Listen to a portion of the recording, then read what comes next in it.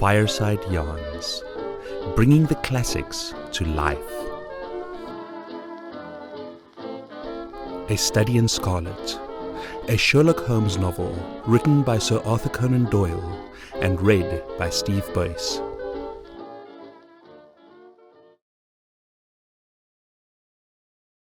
Chapter 1. Mr. Sherlock Holmes. In the year 1878, I took my degree of Doctor of Medicine of the University of London and proceeded to Netley to go through the course prescribed for surgeons in the army. Having completed my studies there, I was duly attached to the 5th Northumberland Fusiliers as assistant surgeon. The regiment was stationed in India at the time, and before I could join it, the Second Afghan War had broken out. I learned that my corps had advanced through the passes and was already deep in the enemy's country. I followed, however, with many other officers who were in the same situation as myself, and succeeded in reaching Kandahar in safety, where I found my regiment and at once entered upon my new duties. The campaign brought honours and promotion to many, but for me it had nothing but misfortune and disaster. I was removed from my brigade and attached to the Berkshires, with whom I served at the fatal battle of Maiwand. There I was struck on the shoulder by a Jezzail bullet, which shattered the bone and grazed the subclavian artery.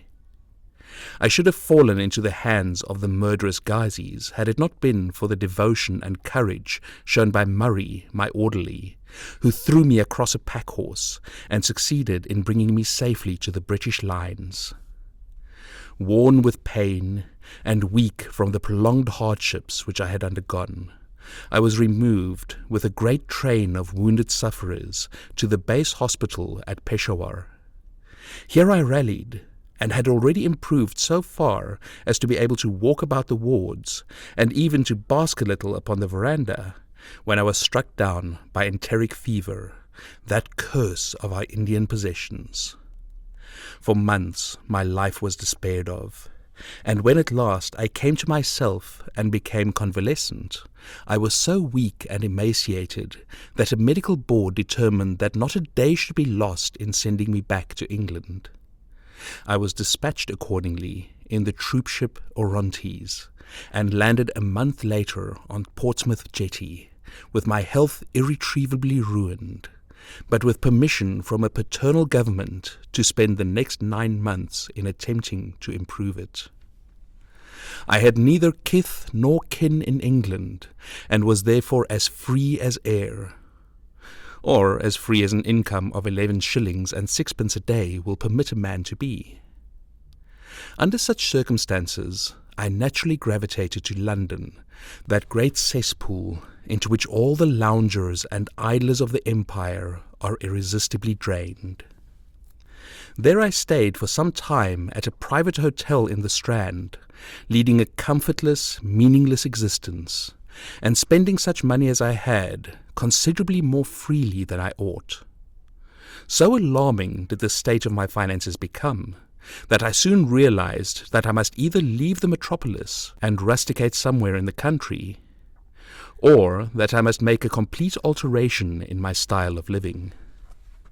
Choosing the latter alternative, I began by making up my mind to leave the hotel and to take up my quarters in some less pretentious and less expensive domicile. On the very day that I had come to this conclusion, I was standing at the Criterion bar when someone tapped me on the shoulder, and turning round I recognized young Stamford, who had been a dresser under me at Bart's. The sight of a friendly face in the great wilderness of London is a pleasant thing indeed to a lonely man. In old days, Stamford had never been a particular crony of mine, but now I hailed him with enthusiasm, and he, in his turn, appeared to be delighted to see me. In the exuberance of my joy, I asked him to lunch with me at the Holborn, and we started off together in a hansom. "Whatever have you been doing with yourself, Watson?" he asked in undisguised wonder, as we rattled through the crowded London streets. You are as thin as a lath and as brown as a nut. I gave him a short sketch of my adventures, and had hardly concluded it by the time that we reached our destination. "Poor devil," he said commiseratingly, after he had listened to my misfortunes. "What are you up to now?" "Looking for lodgings," I answered, trying to solve the problem as to whether it is possible to get comfortable rooms at a reasonable price. "That's a strange thing," remarked my companion.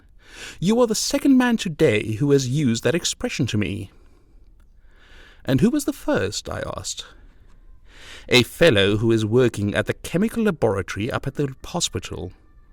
He was bemoaning himself this morning because he could not get someone to go halves with him in some nice rooms which he had found, and which were too much for his purse."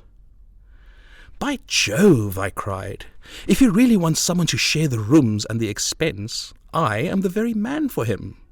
I should prefer having a partner to being alone." Young Stamford looked rather strangely at me over his wine-glass. "You don't know Sherlock Holmes yet," he said. "Perhaps you would not care for him as a constant companion." "Why? What is there against him?"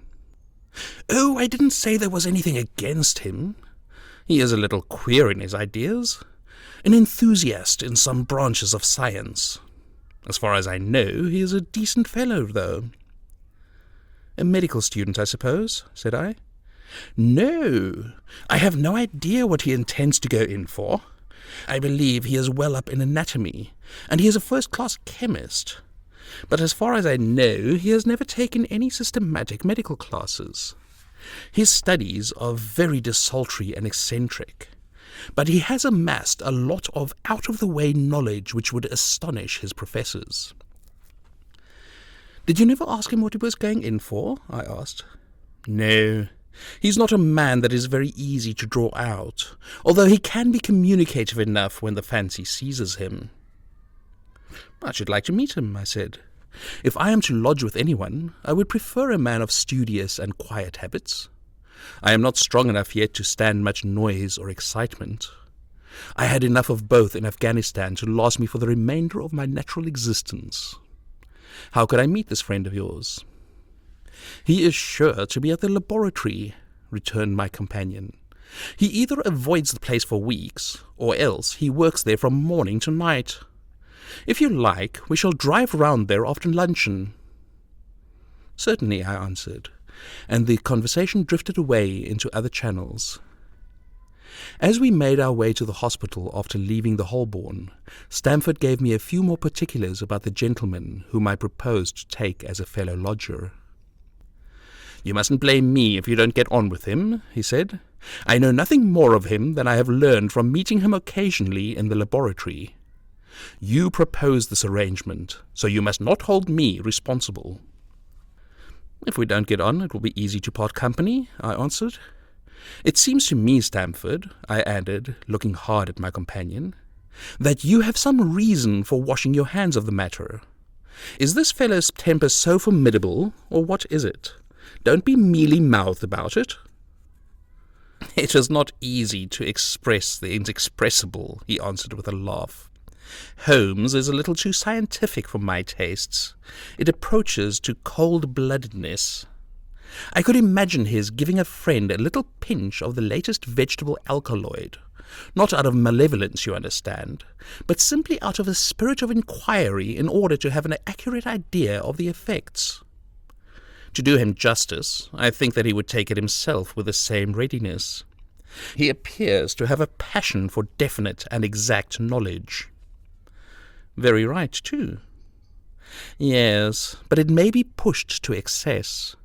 When it comes to beating the subjects in the dissecting rooms with a stick, it is certainly taking rather a bizarre shape." "Beating the subjects?" "Yes, to verify how far bruises may be produced after death. I saw him at it with my own eyes." "And yet you say he is not a medical student?" "No. Heaven knows what the objects of his studies are. But here we are, and you must form your own impressions about him." As he spoke, we turned down a narrow lane and passed through a small side door which opened into a wing of the great hospital. It was familiar ground to me, and I needed no guiding as we ascended the bleak stone staircase and made our way down the long corridor with its vista of whitewashed wall and dun-coloured doors. Near the further end, a low-arched passage branched away from it and led to the chemical laboratory. It was a lofty chamber, lined and littered with countless bottles. Broad, low tables were scattered about, which bristled with retorts, test tubes, and little Bunsen lamps with their blue, flickering flames. There was only one student in the room, who was bending over a distant table, absorbed in his work. At the sound of our steps, he glanced round and sprang to his feet with a cry of pleasure. "I've found it! I've found it!" he shouted at my companion, running towards us with a test tube in his hand. "I have found a reagent which is precipitated by hemoglobin and by nothing else." Had he discovered a gold mine, greater delight could not have shone upon his features. "Dr. Watson, Mr. Sherlock Holmes," said Stamford, introducing us. "How are you?" he said cordially, gripping my hand with a strength for which I should hardly have given him credit. "You have been to Afghanistan, I perceive." "How on earth did you know that?" I asked in astonishment.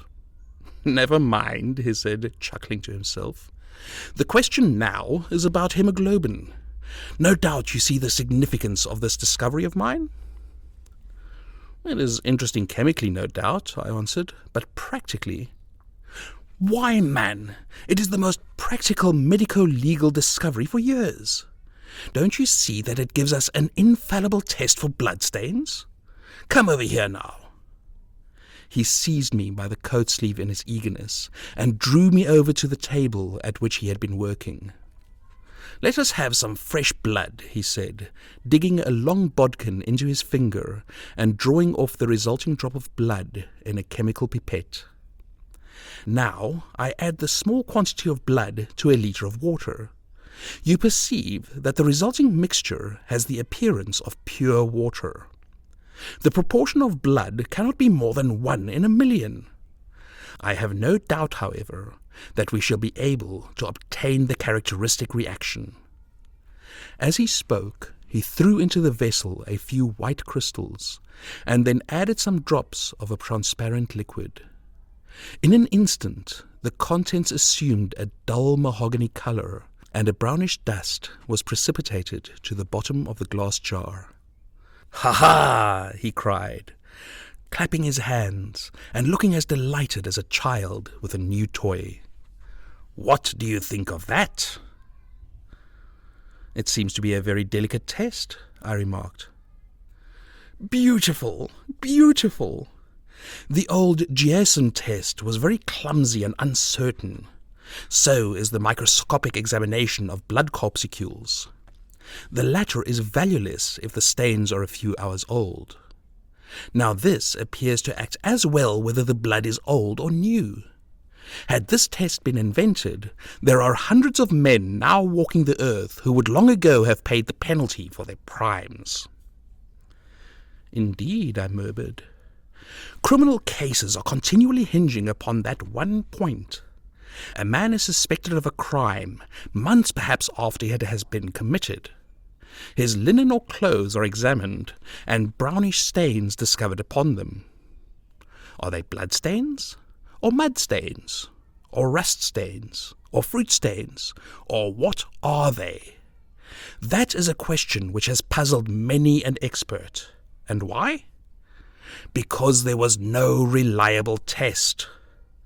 Now we have the Sherlock Holmes test, and there will no longer be any difficulty." His eyes fairly glittered as he spoke, and he put his hand over his heart and bowed, as if to some applauding crowd conjured up by his imagination. "You are to be congratulated," I remarked, considerably surprised at his enthusiasm. There was the case of von Bischoff at Frankfurt last year. He would certainly have been hung had this test been in existence. Then there was Mason of Bradford, and the notorious Müller, and Lefebvre of Montpellier, and Samson of New Orleans. I could name a score of cases in which it would have been decisive. You seem to be a walking calendar of crime, said Stamford with a laugh. You might start a paper on those lines. Call it the police news of the past. Very interesting reading it might be made, too, remarked Sherlock Holmes, sticking a small piece of plaster over the prick on his finger. I have to be careful, he continued, turning to me with a smile, for I dabble with poisons a great deal. He held out his hand as he spoke, and I noticed that it was all mottled over with similar pieces of plaster and discoloured with strong acids. We came here on business, said Stamford, sitting down on a high three-legged stool and pushing another one in my direction with his foot. My friend here wants to take diggings, and as you were complaining that you could get no one to go halves with, I thought that I had better bring you two together. Sherlock Holmes seemed delighted at the idea of sharing his rooms with me.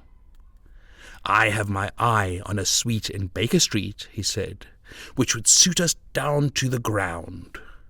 You don't mind the smell of strong tobacco, I hope? I always smoke ships myself, I answered. That's good enough. I generally have chemicals about, and occasionally do experiments. Would that annoy you? By no means. Let me see. What are my other shortcomings? I get in the dumps at times, and don't open my mouth for days on end. You must not think I am sulky when I do that. Just let me alone, and I'll soon be right. What have you to confess now? It's just as well for two fellows to know the worst of one another before they begin to live together. I laughed at this cross-examination. I keep a bullpup, I said, and I object to rows because my nerves are shaken, and I get up at all sorts of ungodly hours, and I am extremely lazy.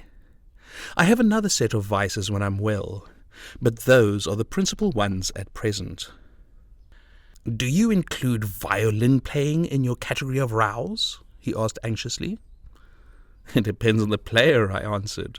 A well-played violin is a treat for the gods, a badly played one. Oh, that's all right, he cried with a merry laugh. I think we may consider the thing as settled.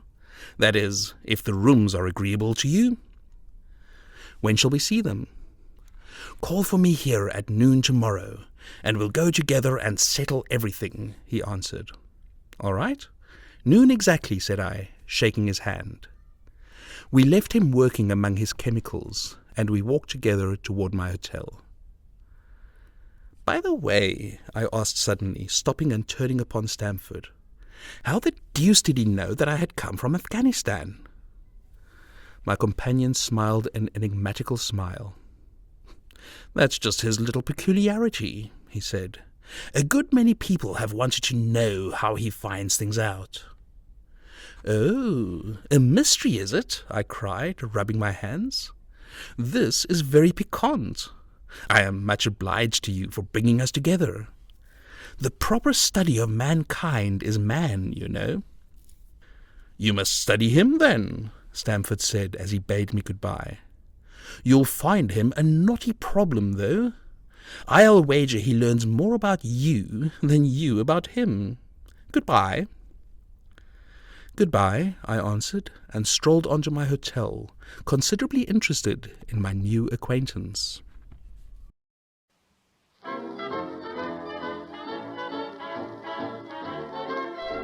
If you enjoyed this yarn, please like and subscribe to be notified of any new yarns that might come your way.